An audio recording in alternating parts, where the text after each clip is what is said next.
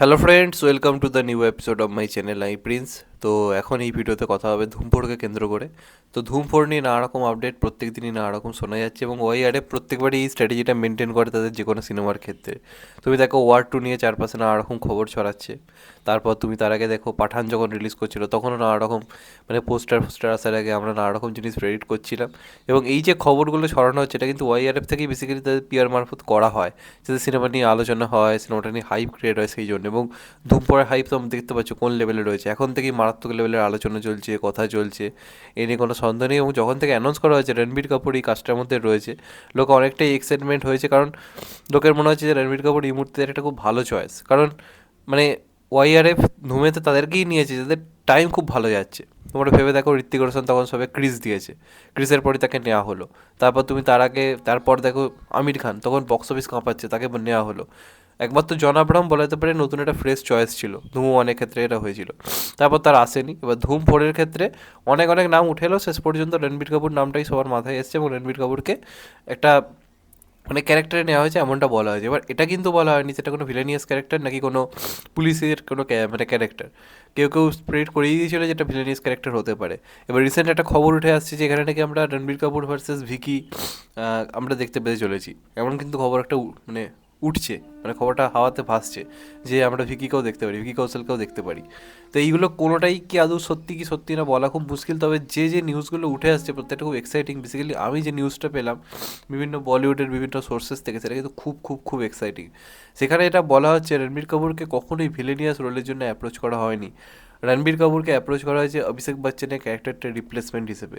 মানে অভিষেক বচ্চন যে ক্যারেক্টারটা প্লে করতো সেই পুলিশ অফিসারটা এই সিনেমায় আর থাকবে না, তার জায়গায় নতুন একটা পুলিশ ইন্সপেক্টর এসছে যে অনেকটা বেশি রাফ অ্যান্ড টাফ এবং অনেক বেশি শার্প ইন্টেলিজেন্ট একটা ক্যারেক্টার। সেই ক্যারেক্টারটা নাকি রণবীর কাপুরকে দেওয়া হয়েছে, এবং যেহেতু একটা পুলিশ ক্যারেক্টার আর এর আগে কোনো রণবীর কাপুরকে এরকম কপের রোল দেওয়া হয়নি, তাই জন্য সে নাকি চরিত্রটা লুফে নিয়েছে, কোনো ভিলেনিয়াস ক্যারেক্টার কিন্তু নয়, এমনটা কিন্তু তথ্য উঠে আসছে। ভিলেন নাকি অন্য কেউই থাকতে চলেছে। এবার ভিলেন যে অন্য কেউ হতে পারে সেখানে বেশ কিছু নাম উঠে আসছে। সবার আগে নাম উঠে এসেছিল সূর্যার, সূর্যা নাকি এখানে থাকতে পারে। এবার সূর্যাকে তখন বলা হচ্ছিল কপির চরিত্র দেওয়া হবে, রণবীর কাপুরকে ভিলেন। এবার যেহেতু রণবীর কাপুর এখানে ভিলেন হচ্ছে না এমন খবর উঠে আসছে, সে এখানে মেন কপটা প্লে করবে, তাহলে থিপটা কে হবে? সেক্ষেত্রে অনেকের বক্তব্য সূর্যা, তবে সূর্যা কতটা টাইম দিতে পারবে তাই নিয়ে অনেক প্রশ্নচিহ্ন রাখছে, কারণ আপকামিং অনেক মুভি তার লাইন আপে কিন্তু রয়েছে।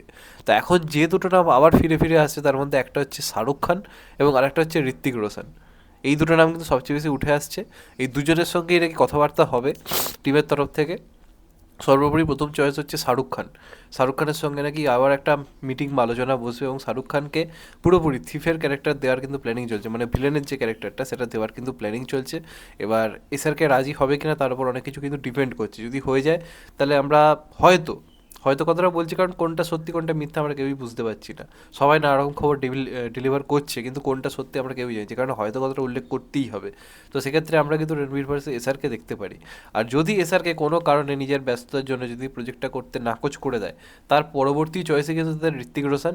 এবং ঋত্বিক রোশন যদি কাজ করে তাহলে তারা স্ক্রিপ্টে কিছু পরিবর্তন করবে, এবং ঋত্বিকের ধুম 2 যে ক্যারেক্টারটা ছিল সেই ক্যারেক্টারটাকেই কিন্তু নতুন করে ফিরিয়ে আনার কিন্তু প্ল্যানিং চলছে। এবং যদি এটা হয় আমি বলবো শাহরুখ খান থাকার থেকেও এইটা হলে আমি বেশি খুশি হব।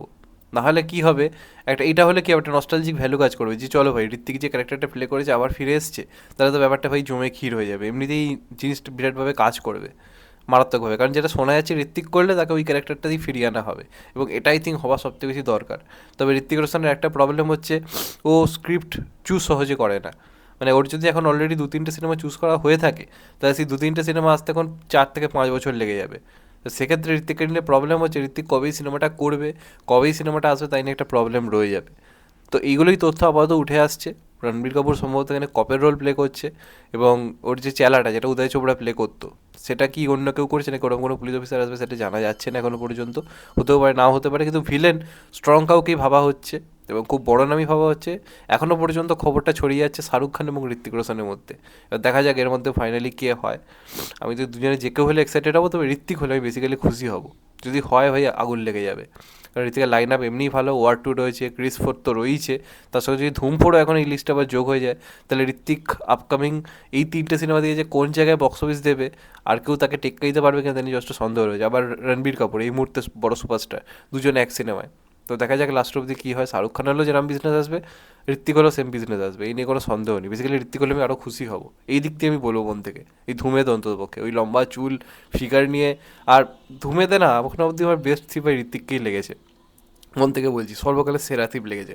ওই ক্যারেক্টার যেভাবে প্লে করেছিল, যেভাবে ওকে মানিয়েছিল, ওই স্টাইল স্টেটমেন্ট মানে খুব কম জনের রয়েছে বলিউডে। তো যদি এটা হয় তো খুবই ভালো। তো দেখা যাক লাস্ট অব্দি কী হয়। তোমাদের এটা নিয়ে কী মতামত অবশ্যই কমেন্ট করে জানিও। চ্যানেলটা নতুন হলে চ্যানেলটা সাবস্ক্রাইব করে দিও, and get the bell icon. ভালো থেকো সবাই, টেক কেয়ার, নমস্কার। আবার দেখা হবে, এখন তো বাই। সবাই ভালো থেকো, সুস্থ থেকো, টেক কেয়ার, আবার দেখা হবে, নমস্কার।